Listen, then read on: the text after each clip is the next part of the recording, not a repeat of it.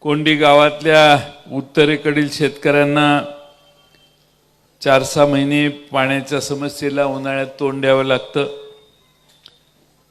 शिरापूर उपसा योजनेतून आपल्याला पाणी मिळण्याची आवश्यकता आहे। वन विभागातील डुकरांचा प्रचंड त्रास शेतकऱ्यांना होतो, त्याचा बंदोबस्त करण्याची गरज आहे। रामनगर इथल्या लोकांना त्यांच्या उतार्यावर त्यांची नावं लागण्याची गरज आहे आणि उपजिल्हा रुग्णालयामध्ये कायम 24 तास निवासी डॉक्टर सहाय्यक उपलब्ध करून द्यायची गरज आहे। हे सगळे आपले मूलभूत प्रश्न आहेत आणि भैरवनाथ मंदिराच्या बांधकामाचा देखील प्रश्न आपल्याला मार्गी लावायचा। हे सगळे प्रश्न सोडवायचे असतील तर हे ज्याला मागच्या वेळी आपण संधी दिली त्याने सोडवली नाहीत म्हणून तर शिल्लक राहिलेले प्रश्न आहेत। आणि म्हणून महेश कोटेंसारख्या एका प्रामाणिकपणाने विकासाची कामं करणाऱ्या नेत्याला यावेळी आपण संधी देऊया। मी आपणाला विश्वास देतो की शिरापूर उपसा योजनेतनं पाणी देण्यासाठी आपलं सरकार येणार आहे, आता काय अडचण नाही। ते सरकार आल्यावर पहिल्यांदा शिरापूर उपसा योजनेतनं पाणी आणून तिथल्या शेतकऱ्यांना बारमाही पाणी देण्याची व्यवस्था महेश कोटेंच्या मार्फत आम्ही सगळे करू। डुकरांच्या त्रासाचा बंदोबस्त करण्याची आवश्यकता आहे, तेही करताना काही वेगळे उपाय आहेत त्याला। आता शेवटी डुकरांचा त्रास बंद करायचा असेल तर इलेक्ट्रिक फेन्सिंग पासून बऱ्याच वेगळे ऑप्शन्स आपल्याकडे आहेत। आपल्या सगळ्यांशी चर्चा करून तुम्हाला विश्वासात घेऊन त्यातनं योग्य तो मार्ग काढू। रामनगरला उतार्यावर आपल्या राहणाऱ्या लोकांची नोंद करण्याची गरज आहे। आमची तर भूमिका अशी आहे की बऱ्याच ठिकाणी महाराष्ट्रामध्ये अशी गावठाण जमिनीवर राहणारे लोक आहेत पण ती जमीन त्यांच्या नावावर नाही आणि त्यामुळं त्यांच्यावर बरेच वर्ष लोक राहत असून देखील त्या जमिनी त्यांच्या नावावर नाहीत। त्या जमिनी तर आपण काढून घेऊ शकत नाही, पण जर जमिनी काढून घेत नसेल तर किमान त्याच्या नावावर केलं तर त्याच्यावर कर्ज काढून तो चांगलं घर बांधायला लागेल। आणि त्यासाठी अशी एक योजना महाराष्ट्रात आणण्याची आमची महाविकास आघाडीची भूमिका आहे की जेणेकरून असे रेग्युलराइज करणारी प्रकरणं वेगळ्या ठिकाणी राहणाऱ्या लोकांना त्यांच्या मालकीची घरं करण्याच्यासाठी देखील आम्ही आमच्या महाविकास आघाडीत ती भूमिका घेतलेली आहे। आणि उपजिल्हा रुग्णालयाचाही मी मगाशी प्रश्न सांगितला। हे प्रश्न अगदी भैरवनाथ मंदिरचा बांधकामाचा प्रश्न देखील मार्गी लावण्याचं काम महेश कोटेंच्या नेतृत्वाखाली आपण सगळे करू, हा पहिल्यांदा आपल्या सगळ्यांना विश्वास देतो। खरं म्हणजे आपण सगळ्यांनी गेले 10 वर्ष मोदी साहेबांचं सरकार बघितलं। जसं ते तिकडं 10 वर्ष होतं तसं 10 वर्षातली 2.5 वर्ष सोडली तर महाराष्ट्रात देखील भारतीय जनता पक्षाचं सरकार होतं। आता 10 वर्षात काय झालं, किती आश्वासनं दिली, काय काय झालं, मला एक कोणीतरी यादी दिली। त्या माणसाचं म्हणणं आहे ना शिवस्मारक झालं, ना शाह जेलमध्ये गेला, ना विश्वगुरू झालो आपण, ना आम्हाला 15 लाख मिळाले, ना काळे धन परत आले, ना दाऊद आणि मल्ल्या फरफटत भारतात आणण्यात यश मिळालं, ना रोजगार मिळाले, ना गंगा स्वच्छ झाली, ना स्त्रियांच्या वरचे अत्याचार थांबले, ना स्मार्ट सिट्या झाल्या, ना बुलेट ट्रेन धावली, ना दहशतवाद थांबला, ना महागाई कमी झाली, ना पेट्रोल स्वस्त झालं, ना शेतकऱ्यांना 1.5 भाव मिळाला, ना शेतकऱ्यांची सरसकट कर्जमाफी झाली, ना काश्मीरी पंडित घरी परतले, ना स्टार्टअप इंडिया झाला, ना मेक इन इंडिया झाला, ना स्किल इंडिया झाला, ना डिजिटल इंडिया झाला। अच्छे दिन आले नाहीत, ना चीन आपल्याला घाबरला, ना डॉलर घसरला, ना बाबासाहेब आंबेडकरांचे स्मारक तयार झालं, ना सावित्री देवी फुलेंची पहिली शाळा जिथे भिडेवाड्यात सुरू झालेली तिचं राष्ट्रीय स्मारक झालं। मग प्रश्न हा पडतो की 18, 20, 24 तास चौकीदार काम करत होता तर मग ह्या गोष्टी का नाही झाल्या? आता ह्या सरकारने काय केलं, तर आपल्याला सांगितलं आधार कार्ड बनवा, आधार क्रमांक बँक खात्याला जोडा, आधार क्रमांक मोबाईलला लिंक करा, आधार कार्ड पॅन कार्डला लिंक करा, LPG गॅस क्रमांक आधारला लिंक करा, जुलैच्या अगोदर रिटर्न भरा, नोटा बदलून घ्या, बदललेल्या नोटांचा हिशोब द्या, गॅस सबसिडी सरेंडर करा, ATM मधून जास्त वेळेचे पैसे काढू नका, ATM मधून जास्त वेळेस पैसे काढले तर दंड भरा, बँक खात्यात पैसे जमा करा, बँक खात्यात कमी पैसे ठेवले तर दंड भरा, बँक खात्यात जास्त पैसे ठेवले तर एवढे पैसे कुठून आणले म्हणून हिशेब द्या, बँकेत जास्त पैसे ठेवले तर टॅक्स भरा, सामान गुड्सवर टॅक्स भरा, सर्व्हिसवर टॅक्स भरा, कफनवर टॅक्स भरा, सर्व पैसे बँकेतच ठेवा, खात्यात ठेवलेल्या पैशाची बँक जबाबदारी घेणार नाही, आधार क्रमांक असेल तरच मुलांना शाळेत प्रवेश, जनतेच्या घरात चिनी वस्तू वापरू नका, फक्त सरकारच चिनी कंपन्यांना ठेका देऊ शकते, पेट्रोल डिझेलसह सगळ्या अत्यावश्यक वस्तूंच्या किमतीत भरमसाठ वाढ, पण दुधाचे भाव बिसलरी पाण्यापेक्षा कमी, कुठेही खरेदी करा पण शासनाला GST सह वेगळे कर भरावेच लागतील, आवश्यक नसताना अब्जावधी खर्च करून मुंबई अहमदाबाद बुलेट ट्रेनचा हट्ट पूर्ण केला पण सामान्य माणसाला भिकेला लावले, भारतात 800 रेल्वे स्टेशनवर वायफाय फ्री मिळेल यासाठी सरकारने गुगल सोबत 4.5 लाख कोटीचा करार केलाय, शेतकरी वर्गासाठी कर्जमाफीसाठी 86,000 कोटी रुपये यांच्याकडे नाहीत पण वायफाय साठी सरकारकडे 4.5 लाख कोटी आहेत, तुम्हीच सांगा लोकांना जगण्यासाठी भाकरी पाहिजे का वायफाय पाहिजे। 69 लाख रुपये पेमेंटसाठी 63 गरीब चालकांचा बळी गेला, 75 खासदार आणि 337 आमदारवाले मुख्यमंत्री योगी म्हणतात की हॉस्पिटलमध्ये बालकाचा मृत्यू ऑक्सिजनच्या तुटवड्याने नाही तर अस्वच्छतेमुळे झाला, माहीत नाही का? खरे भारतीय नागरिक असाल तर विचार करा। हा कागद मगाशी एकानं माझ्या हातात दिला। सांगण्याचा मुद्दा असा की जे सरकार देशात आणि महाराष्ट्रात काम करतं त्यांनी आपल्या हातात काय दिलं? त्यांनी आपल्याला महागाई दिली, तेलाचे दर मागच्याच आठवड्यात 500 रुपयांनी वाढले, स्टील सिमेंट पेट्रोल डिझेल सगळं वाढलं, आमच्या भगिनी बिचाऱ्या दिवाळी करायला प्रयत्न त्यांनी केला तर मागच्या वेळी दिवाळी 10,000 रुपयात होत होती, आता 20,000 रुपये देखील पुरत नाहीत, अशी आमची परिस्थिती आहे।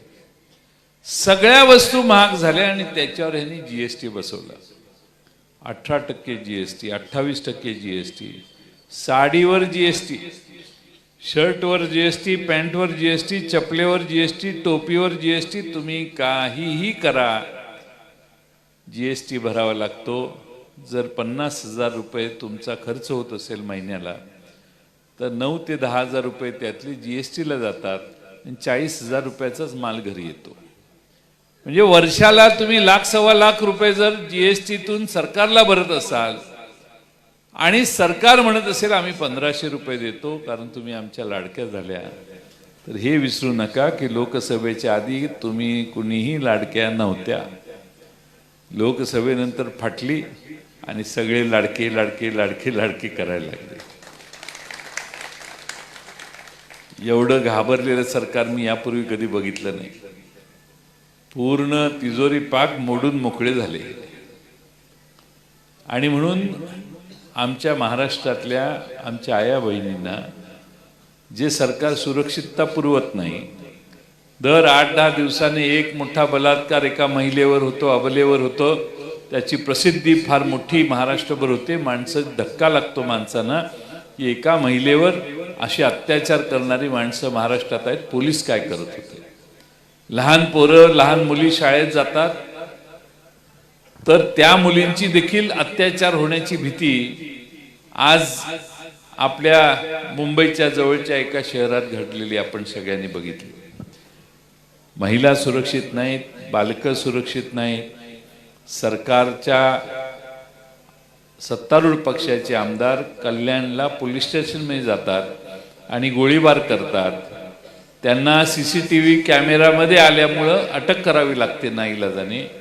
आता भारतीय जनता पक्षाने त्यांना गोळीबार पोलीस स्टेशनमध्ये केला, बाहेर गोळीबार केला तर समजू शकतो, पोलीस स्टेशनमध्ये आत शिरून धाड धाड धाड गोळ्या घातल्या. त्या माणसाच्या पत्नीला आता भारतीय जनता पक्षाने तिकीट दिले कल्याणमधून. का तर साहेबांनी पाक थेट पोलीस स्टेशनमध्ये जाऊनच फायरिंग केलं, म्हणून त्याला बक्षीस.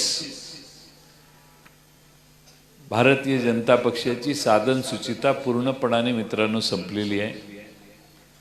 यांनी 70,000 कोटीचा घोटाळा केला. आमचे सगळे सहकारी पळून गेले, तिकडे जाऊन सरकारमध्ये सामील झाले. ज्यांच्यावर आरोप होता त्यांनाच सरकारमध्ये घेतले. काल परवा नवाब मलिक यांच्यावर आरोप कोणी केला तर देवेंद्र फडणवीसांनी भाजपने केला. काय आरोप केला तर देशद्रोहाचा आरोप केला. नवाब मलिक तुरुंगात होते, ते अनेक कारणाने, त्यातलं एक कारण होतं देशद्रोहाचा गुन्हा त्यांच्यावर आहे. आम्ही नाही केलेला आरोप त्यांनीच केला. त्या नवाब मलिकना बाहेर आल्यावर आता अजित पवारांच्या पक्षाचे उमेदवार म्हणून घोषित करण्यात आलेलं आहे. भारतीय जनता पक्षाला नवाब मलिक यांच्यावर देशद्रोहाचा आरोप असताना भाजप नवाब मलिकांना आपल्या पॅनेलमध्ये कशी घेऊ शकते, हा पहिला प्रश्न भाजपच्या उमेदवाराला इथं आल्यावर पहिल्यांदा विचारा. बरं, एकाला दिलं समजू शकतो, एकावर एक फ्री आहे, त्याला पण दिलं आणि त्याच्या मुलीला पण दिलं. म्हणजे भारतीय जनता पक्षाने ज्यांच्यावर आरोप केले ते आरोप खोटे होते, म्हणून त्या सगळ्यांना उमेदवारी मिळालेली आहे, हा एक अर्थ काढू शकतो. किंवा सगळ्यांना घाबरवून सोडलं, सगळ्यांना ताब्यात घेतलं आणि सगळ्यांना मुकाट्याने खाली माना घालून आम्ही सांगतो तिथं आमच्या बाजूने उभा राहा सांगण्याची व्यवस्था झाली, म्हणून हे सगळे तिथं जाऊन उभे राहिलेले आहेत. आज छगन भुजबळ साहेबांनी मुलाखत दिलेली आहे, लोकसत्तामध्ये आलेली आहे. भुजबळ साहेब म्हणतात मी ओबीसी होतो म्हणून मला ईडी आणि या सगळ्या एजन्सीने फार त्रास दिला. भुजबळ साहेब असेही म्हणतात की आमच्यातल्या बऱ्याच जणांच्या ईडीच्या चौकशा सुरू झाल्या, तुरुंगात जाण्यापेक्षा सरकारमध्ये जाणं बरं, म्हणून आम्ही निकाल घेतला आणि आम्ही तिकडे गेलो. प्रामाणिकपणाने भुजबळ साहेबांनी खरी वस्तुस्थिती सांगितली. म्हणजे सरकार एजन्सीज वापरून लोकांना ताब्यात घेतं आणि त्यांना नमवतं, हा प्रकार आता सिद्ध झालेला आहे. फार अजित पवारांच्या बरोबर गेलेली लोक भारतीय जनता पक्षाच्या बद्दल प्रेम आहे म्हणून तिकडे गेलेली नाहीत. भारतीय जनता पक्षाने या सगळ्यांना घेतलं, कारण कोणत्याही प्रकारे महाराष्ट्रात सत्ता आणण्याचा त्यांचा मार्ग यांच्या मार्फत जातो, म्हणून यांना घेतलं. आम्ही सगळ्यांनी मात्र पवार साहेबांना साथ द्यायची ठरवली. आम्ही ठामपणाने राहिलो. त्यात महेश अण्णा कोठे हे देखील आमच्याबरोबर या लढाईत सामील झाले. माणसं लढणाऱ्याच्या मागे उभी राहतात. महेश अण्णा कोठे शरद पवार साहेबांच्या बरोबर साथ देऊन त्यांनी लढण्याचा निकाल घेतला आणि म्हणून आज राष्ट्रवादी शरदचंद्र पवार पक्षाच्या वतीनं काँग्रेस आणि उद्धव ठाकरे यांच्या शिवसेनेच्या वतीनं आज महेश अण्णा कोठेला तुतारी वाजवणाऱ्या माणसाच्या नावाने चिन्ह म्हणून आज महाविकास आघाडीची उमेदवारी मिळालेली आहे. आपल्या सर्वांना माझी विनंती आहे की उद्याच्या निवडणुका 20 तारखेला होणार आहेत. महागाई, बेरोजगारी, अनेक समस्या आपल्या समोर आहेत. या समस्येतनं मार्ग काढायचा असेल आणि मुठभर धनिकांचं हे सरकार व्हायचं नसेल, या सरकारमधला भ्रष्टाचार कमी करायचा असेल, तर आपण सगळ्यांनी ताकदीनं महेश अण्णा कोठेंना विधानसभेवर पाठवलं पाहिजे. आपल्या शेजारी गुजरात राज्य आहे, सगळे उद्योग गुजरातला गेले, आपल्या पोरांच्या हाताला काम नाही. महाराष्ट्राच्या खाली गुजरात होतं दरडोई उत्पन्नात. 2016 पासून गुजरात आपल्या पुढे गेलं, आपण मागे राहिलो. गुजरात काहीतरी 5व्या 6व्या क्रमांकावर आणि आपला नंबर आता महाराष्ट्राचा 11व्या नंबरला आहे. म्हणजे महाराष्ट्राची अधोगती यांच्या काळात झाली. दरडोई उत्पन्न आमच्यापेक्षा गुजरातच्या लोकांचं जास्त झालं आणि देशातली एकत्रित संपत्ती दरवर्षी जी तयार होते त्यात 15% वाटा पूर्वी महाराष्ट्राचा असायचा, तो आता 13%वर खाली घसरला. 2% आपल्याला झटका बसला, आपली अधोगती झाली, म्हणूनच हे 2% कमी झाले. आणि म्हणून माझी आपणाला विनंती आहे, आपलं दारिद्र्य दूर करायचं असेल, बेकारी दूर करायची असेल, शेतीमालाला योग्य दर पाहिजे असतील, तर आपल्याला विनंती आहे की आपल्याला महेश कोठेंना विधानसभेवर पाठवण्याशिवाय दुसरा पर्याय नाही. आमचं सरकार येणार आहे. महाराष्ट्रातले अनेक मतदारसंघ फिरून मी आलोय आणि मला खात्री आहे की आमचं सरकार येईल. मग आमचं सरकार येणार आहे, आमचं सरकार येणार आहे. ते आमचं सरकार जर आलं तर आम्ही काय करू शकतो, ही एक पंचसूत्री महाराष्ट्राची महाविकास आघाडीची 1-2 दिवसापूर्वी राहुल गांधी, शरद पवार साहेब आणि उद्धव ठाकरेंनी महाराष्ट्रात, मुंबईत जाहीर केलेली आहे. मी 2-4 मुद्दे त्यातले सांगतो. एक मुद्दा आहे की आम्ही महालक्ष्मी योजना महिलांच्यासाठी सुरू करू आणि महालक्ष्मी योजनेत आमच्या महाराष्ट्रातल्या आया बहिणींना दर महिने 3,000 रुपये देण्याचा निर्णय आमच्या महाविकास आघाडी करून आम्ही करू.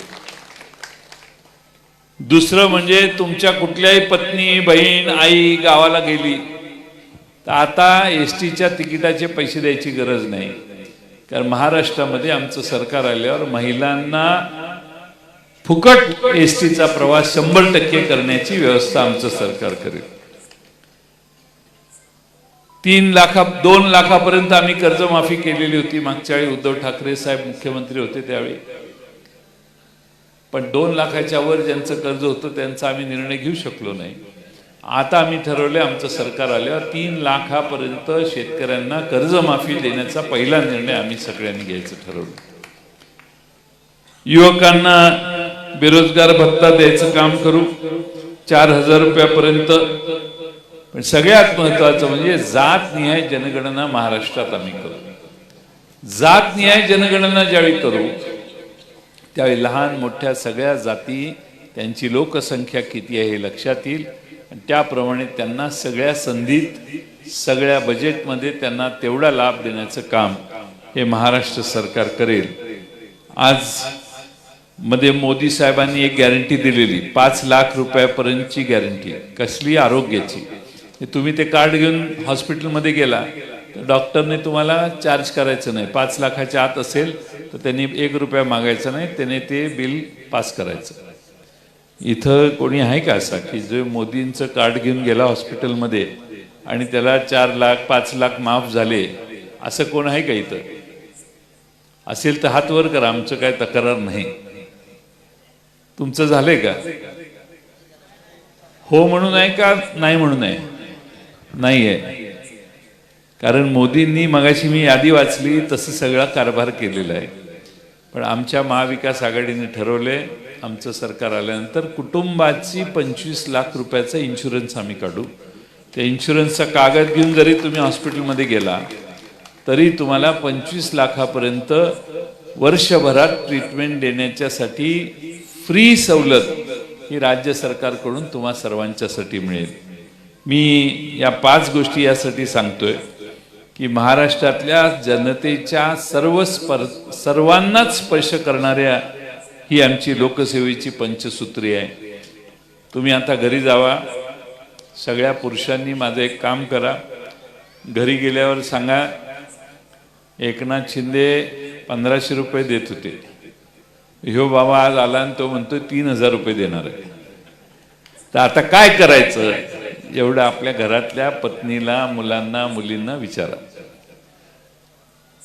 कारण त्यांनी 1500 देताना विचार नव्हता केला, पण आम्ही महाविकास आघाडीच्या वतीने 3,000 रुपये देताना बराच विचार त्याच्यावर केलेला आहे. आणि आमचं सरकार आल्यावर 3,000 रुपये देण्याची व्यवस्था करू. आपण सगळ्यांनी आपल्या घरी जाऊन सांगा की महाविकास आघाडी 3,000 रुपये देणार आहे आपल्याला. ज्या आमच्या भगिनींना 1500 रुपयाची बोळवण केली, म्हणजे आमचे अमोल कोल्हे फार चांगले सांगतात. ते म्हणतात की आमदारांना 50 खोके ओके आणि आमच्या भगिनींना फक्त 1500 मध्ये ओके, असं कसं चालेल? म्हणून आम्ही ही रक्कम 3000 रुपये केलेली आहे. आपल्या सर्वांना आणखीन 2 महत्त्वाच्या गोष्टी, दिवसा 12 तास वीज शेतकऱ्यांना देण्याची व्यवस्था आम्ही सरकार आल्यावर करणार आहे.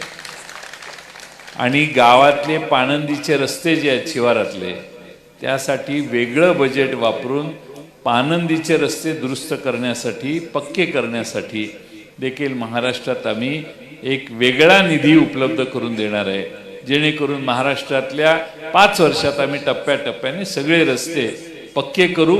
पुन्हा शेतात जाताना कुणाला मोटरसायकलला, बैलगाडीला किंवा पायाला चिखल लागणार नाही, अशी व्यवस्था आमचं सरकार तुमच्यासाठी करून देईल. आज वेळ बराच झालाय, आपण शहराच्या बाहेर राहता, अनेक प्रश्न आपल्याला भेडसावत असतील, पण माझी आपल्याला कळकळीची विनंती आहे की एकनाथ शिंदे आणि त्यांचे हे 2 उपमुख्यमंत्री या त्रिकुटाने महाराष्ट्र गुजरातला आंदण ठेवलेलं आहे. आपले सगळे उद्योग तिकडे गेले, हे एवढे घाबरतात गुजरातला की काय विचार, तिकडे काय गेलं तर काय बोलतच नाही. पण भ्रष्टाचारात देखील महाराष्ट्र आता 1 नंबरवर आहे. छत्रपती शिवाजी महाराजांचा मालवणला पुतळा पडला, कोसळला. छत्रपती शिवाजी महाराज हा सगळ्या महाराष्ट्रातल्या मराठी लोकांच्या अस्मितेचा विषय आहे, अभिमानाचा विषय आहे, स्वाभिमानाचा विषय आहे. त्या छत्रपती शिवाजी महाराजांचा पुतळ्यात यांनी भ्रष्टाचार केला म्हणून तो पुतळा पडला. मुख्यमंत्री म्हणतात वाऱ्याने पुतळा पडला. वाऱ्याने पुतळा पडला म्हटल्यावर मी बघायला गेलो दुसऱ्या दिवशी, काय भानगड आहे, कुठून वारं आलं एवढं. एक पण नारळाचं झाड पडलं नाही त्या दिवशी. त्या दिवशी एकही आंब्याचं झाड पडलं नाही. एकाही माणसाचा कौलं फुटली आणि पत्रा उडून गेला अशी कुठली घटना झाली नाही. तरी मी चौकशी केली, म्हटलं काय झालं, वाऱ्याने कसं काय पडला, कुठून वारं आलं? ती लोक म्हटली इकडं आलं वारं साहेब. म्हटलं पुतळा कसा पडला? म्हटले जिकडून वारं आलं तिकडेच पुतळा पडला. म्हटले आता एकनाथ शिंदेनी आपली हुल देऊन टाकली, नाही वाऱ्यामुळे पुतळा पडला. पुतळ्यामध्ये भ्रष्टाचार झाला म्हणून पुतळा पडलाय. आणि त्यासाठी सगळी मराठी जनता छत्रपती शिवाजी महाराजांच्या पुतळ्यामध्ये यांनी भ्रष्टाचार केला. बाकीच्या भ्रष्टाचाराच्या सुरस कथा गावोगावी चालू आहेत, पण छत्रपती शिवाजी महाराजांच्या पुतळा उभारताना देखील भ्रष्टाचार झाला.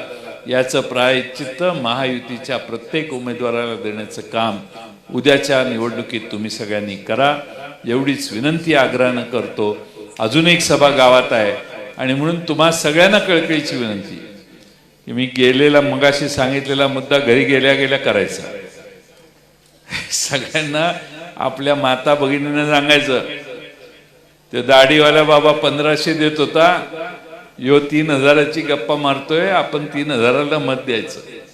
तुम्हाला जर जास्तीत जास्त चांगल्या पद्धतीनं मदत पाहिजे असेल सरकारची, तर महाविकास आघाडीचं सरकार आणूया.